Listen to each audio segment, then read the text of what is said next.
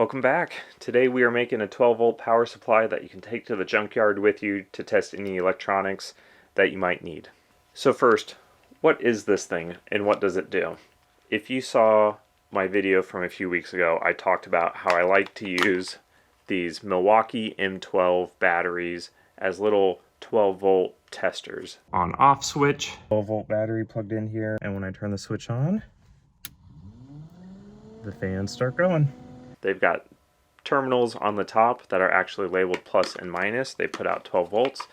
They're designed to use with their power tools. I've used them to test solenoids in the engine bay. I've used them to test lights. I've used them to test window regulators. There's all sorts of uses for them. Since I've put out that video, I've been thinking, man, it would be pretty nice to build some sort of device that was all contained and a lot less janky looking. I got on Amazon and I found this battery holder that a third party makes, and it allows you to plug in the Milkwaukee battery and it gives you 2 wires. That's all that they provide. So I took that and then ran that into a box, hooked it up to a few switches, and put some alligator clips on the end of some test leads, and I can hook these up to the parts I want to test and then toggle the switches on and off to test those. Let's show how I put that together. Before we begin, we want to collect all of the parts that we need. Links to these are going to be in the description of this video. Some of these things you can also just get at your local hardware store. You're going to need a project box. I'm using a couple LEDs to indicate when things are on. I've got a green one and a red one. You will need switches. 2 toggle switches, 1 momentary button, flux, some solder, alligator clips for our test leads, a couple of extended bolts, calipers to measure for your holes, a screwdriver to tighten things, and then we've got this adapter to adapt a Milkwaukee M12 battery into our project. So one of the very first things that you want to do with a project like this, you've got an idea in your head, you want to draw up some sort of diagram. Now, you might not get it right the first time, that's okay. So what I plan to do is this orange box here is going to be my black project box. I'm going to have this Milkwaukee battery attached to it with the fuse. It's going to go into the box. The power side is going to go through one switch, which will kind of arm the box itself. When that switch is closed, it's going to power an LED, which will be connected to the negative side of the battery, and send power to these 2 other switches, one of which is going to be another toggle switch. One is going to be a momentary push button. When either one is activated, they're going to turn on this LED, and they're going to send power out to the test leads. Then I'll have a negative test lead. They'll all kind of junction back together, but then it'll go out back into the battery and complete our circuit. Now, I did look with these batteries. These are Milkwaukee M12 lithium batteries. They come in a few different sizes, but they all put out 12 volts. And according to Milwaukee official, these can output up to 30 amps, which is probably going to be more than what I will build this to handle. I plan to put a 20 amp fuse in it, and that should cover most of my needs. One of the other things I've done is I want this to look kind of legitimate, and so I've made a couple of stickers here. Try to match this to the Milkwaukee red.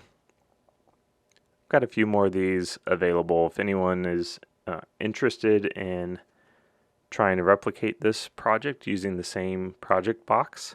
Leave a comment down below and I'll gauge interest and figure out the best way to get some of these sent out.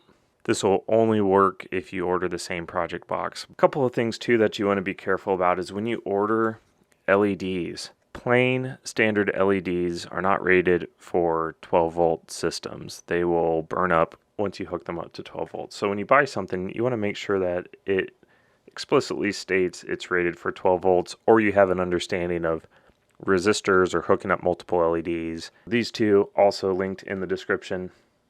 There are a lot of types of switches out there. You will hear terms like single pole, single throw, double pole, single throw, double pole, double throw, and it's all just kind of a matter of how many terminals there are and how many get connected and the different positions that are available with the switch. The single pole, single throw is probably the most basic. There's 2 terminals and the switch is either on or off, which means it's connecting or disconnecting these terminals. This is a double pole, single throw. It's essentially 2 of these with 1 linked toggle. So when it's off, none of the terminals are connected. When it's on, the outside sets of terminals get connected, but not to each other. There's a lot of creative uses for these switches. For this project, you just need a single pole, single throw. Unfortunately, I thought I had more of these. I just have 1. So to make them consistent, mainly because I have OCD, and when you mount these, you won't actually see the black side or even the silver rectangles here, but there's just a little bit of a difference in the ridge of both of these switches, and I want them to look the same. You can always hook up a double pole single throw switch to function as a single pole single throw, so that is what we're going to do. Again, unnecessary. All you need is this. This is what is linked in the description. The other thing you want to know is when it comes to push buttons and sometimes toggle switches, there's what's known as momentary or latching switches. So these toggle switches are an example of a latching switch. When you move it into a position, it stays in that position until you move it back. You can get buttons that do the same, where you push it and it'll click and latch down and stay on, and then you have to push it again and it'll unlatch and pop up and turn off. This is a momentary button, which means when you push down, it closes the circuit, but as soon as you release your finger, the circuit opens again. You can get momentary toggle switches too that have a spring in them, so you can push to turn it on, but then when you let go, it would just spring back into the open position. We are using 2 latching toggles that just turn on and off, and then this momentary button here. We'll have those LEDs hooked up like in the diagram, and they'll all get mounted in this project box. Then there'll be a couple leads coming out that'll have a positive and negative. That's what you can hook to whatever device you're trying to test. We'll put the sticker on. We're going to mount this on the back side. So I'm going to go ahead and get started with just wiping the box down and putting the sticker on. The sticker that I've made has crosshairs for where I need to drill. So I'm going to go ahead and get the box ready. Just wiping things off with a little bit of alcohol.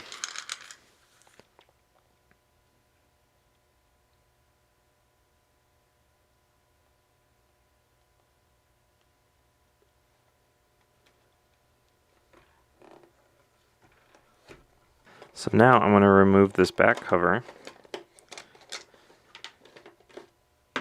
and empty the contents. These boxes come with a couple other screws inside. We actually are only going to use 2, and we have some longer screws that we're going to use.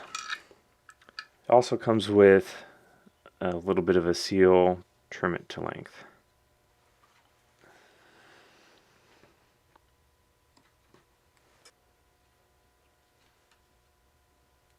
Alright, so I've done this earlier, but I used my calipers. I measured the hole size on these.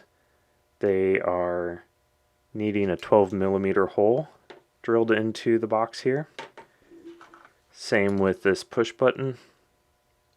It actually is like 11.5mm, but we'll make it 12. These LEDs say right on them 11/64 of an inch or 4.36mm. So on these larger crosshairs, I'll do 12mm holes. And on these smaller ones, they'll be the 11/64. So I've got this step drill bit here. I'm going to go to 15/32 of an inch for these 12mm holes. That ends up being very close to 12mm, I think slightly undersized, which should be about right. That's actually what these are probably aiming to be, is that 15/32.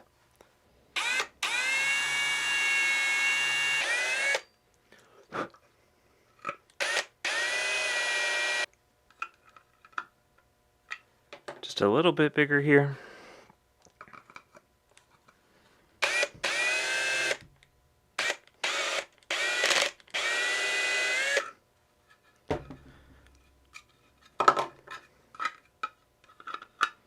So I basically ended up going all the way to that 1/2 inch size, which will be just fine. One of the things to be aware of is that there are some of these little mounting lugs inside of here. I got lucky because the switch got really close to one over here. Wouldn't have been a big deal. I could have cut that off if needed, but worked out just fine.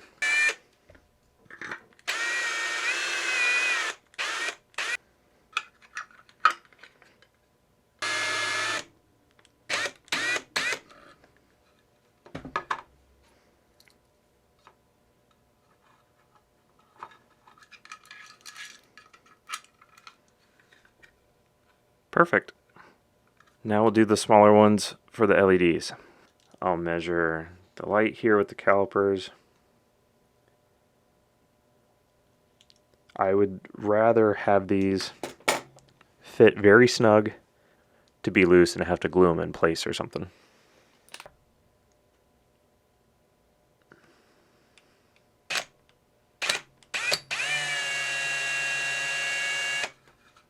Always be careful where you have your hand while you're drilling so you don't punch through and stab your own hand. I actually have a scar on my hand from where I've done that before.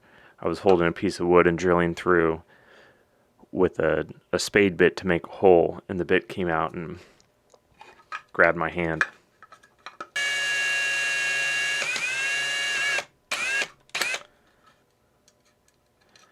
So I can feel in here, and you can actually see there's a resistor in there, and that's what is making this compatible with 12 volts.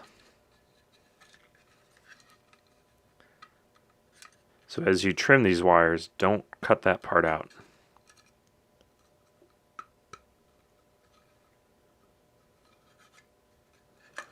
Perfect, that's going to fit in there really nice. I'm going to clean off the top here, and we'll start talking about how to connect all these wires. Alright, so I was debating whether or not I want to wire these all up with the box face down here. Another thing you can do is get a piece of cardboard and punch out some holes in about the same layout. That way you're not working within such a confined space. But I think most of these, the box isn't that tight. We'll have plenty of room to work around in here. One thing to note, you can do this pretty much with all crimp connectors. Use these screw terminals and tuck wires in there. I actually am going to solder most of this, I believe, and so I'm going to remove these screw terminals. Now I'm going to look on the side, see where it says on and off, and make sure I have it oriented the right way. You can adjust how deep the switch mounts by the two nuts that go on here. Let me show you those. So, notch down for the off position. We want enough thread sticking through.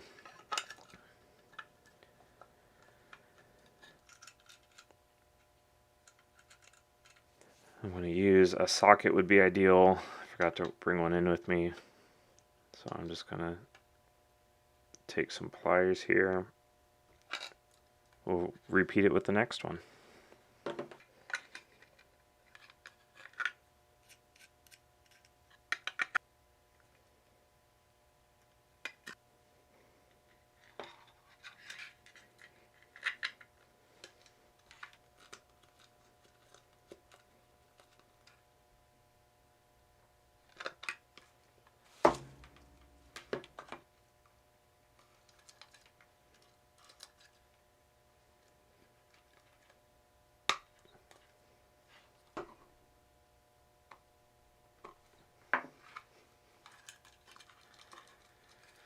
There we go.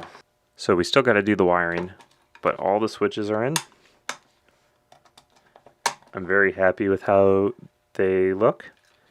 There are a lot of different switches out there, especially if you spend the time to go on eBay or browse for used or vintage switches. A lot of really cool things. I really like 50s and 60s kind of industrial looking equipment.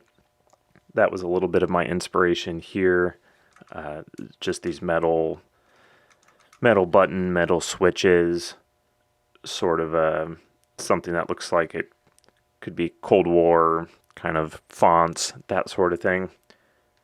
But you can find really cool Cold War era switches out there. I was trying to keep this easy and quick, and so I just use stuff that you can get off of Amazon. But even on Amazon, even new parts, you can get a lot. You can get ones that are black, ones that light up, ones that have text on them, ones that are more of a paddle instead of a round pole. Even these ones, you can get waterproof covers for them that make them like a black rubber cover. So there's a lot of different ways that you can do these and style it to be your own. But now we're at the point where I'm going to wire these things up. I've got to drill two more holes actually. I've got to drill a hole for my battery power in, and then another hole for the test leads out.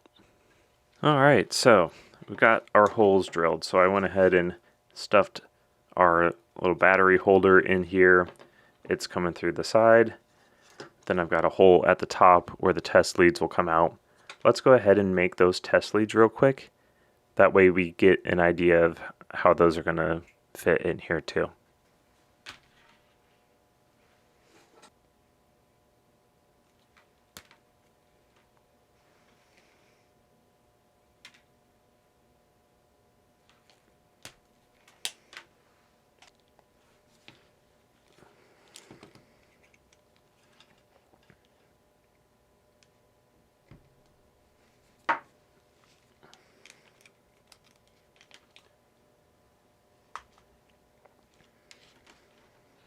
Just take the whole alligator clip here, dunk the end of it in the flux, wipe off the excess. You want to make sure to clean off flux because it is made to clean metal, and if you leave it on there, it'll just keep eating away at it.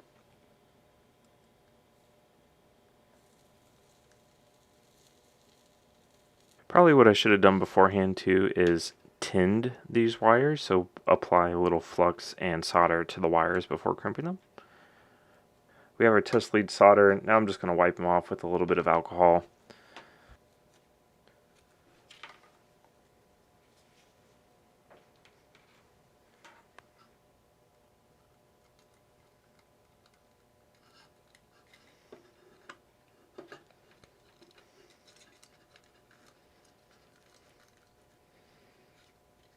Alright, so I've got things arranged. I tied a knot in these leads, so if they ever get tugged on, they're going to pull against the knot instead of the connections.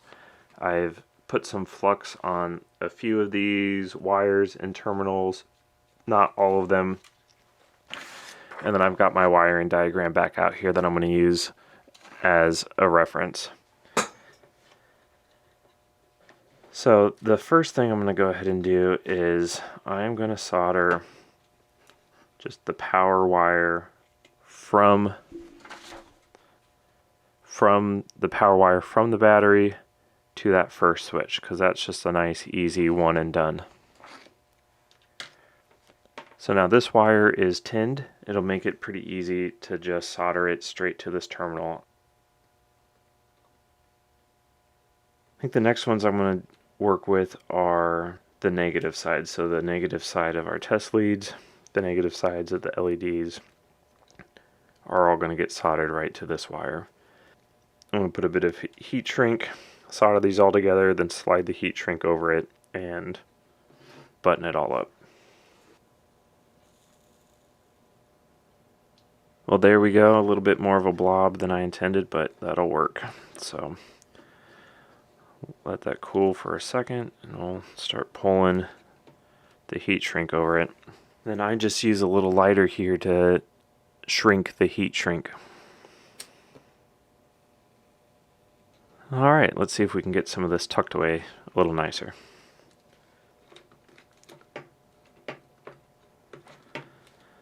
Alright, we got that a little bit more tucked out of the way here. So, what we've got so far is power going to the switch, ground coming from the test leads, and the LEDs going back. So I think the next thing I'm going to work on hooking up is the first switch, or switch to kind of arm the box.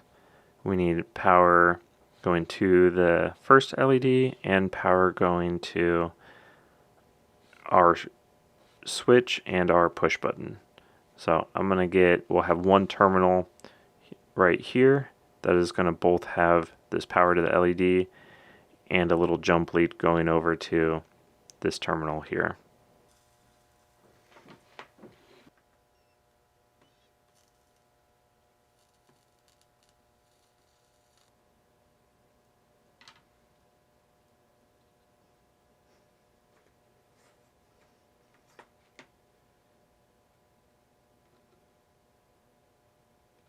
Alright, that should be it. Looks a little spirally and spaghetti-like in there, but we should have everything hooked up. So plug in the battery and see if the LEDs work as expected. So we've got the battery plugged in now, nothing burned up yet. We'll flip the first switch. The green LED comes on. Now if I hit the second switch, we should see the red LED, which it does. That means this is now live with 12 volts. Or if I hit the push button, that also means this is live with 12 volts. So when the active light is on, that means 12 volts is coming out from there. We can hook this up to a multimeter. So when I turn this on, we have nothing coming out, virtually nothing. It's reading a very, very, very small amount. When I turn the switch on, we now have 11.55 volts, so that seems right for this battery. Switch it off, and now when I push the momentary switch, we got the same thing, we get 12 volts. Let's get our back plate on now. One of the things that I got really lucky with this is that this back plate and these holes are the same distance as the holes on the battery.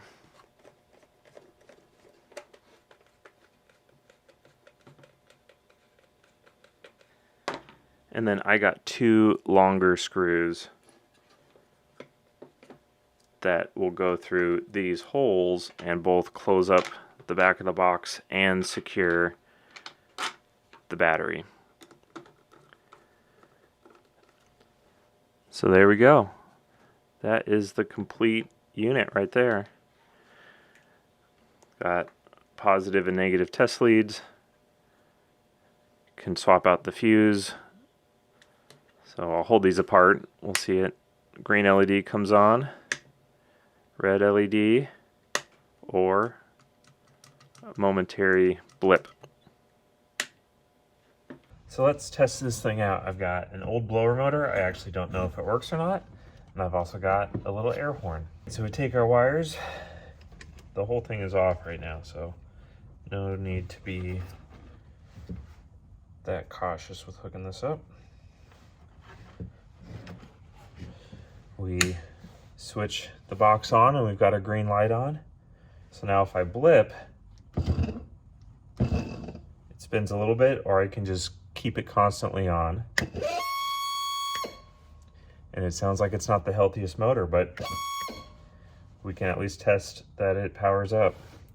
Now, where the momentary switch comes in real handy is if you're trying to test something like a horn, where you know you don't really want it to stay on. If it just blips, that's good enough. Turn it on. There you go. That is my box.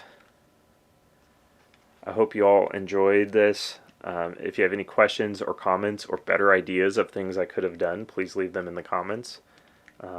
I do like putting together little electronic projects like this, so if this is something that's interesting to you, please subscribe. If you want to order these parts, there's links in the description. And if you want one of these decals that'll work with this box, linked in the description, leave a comment. I'm trying to gauge interest and see if I could send some of these out. So anyways, appreciate everyone watching. We'll see you next week.